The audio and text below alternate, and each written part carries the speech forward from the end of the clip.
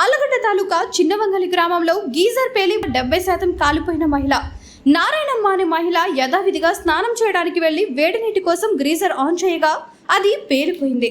తీవ్ర గాయాలతో ఉన్న ఆమెను కర్నూలు ప్రైవేట్ హాస్పిటల్ కి తీసుకెళ్లారు. ఆమె పరిస్థితి విషమంగా ఉన్నట్లు తెలుస్తోంది. దయచేసి గ్రీజర్, కరెంట్, వంట గ్యాస్ దగ్గర జాగ్రత్తలు తీసుకోవాలని కోరుకుంటున్నాం.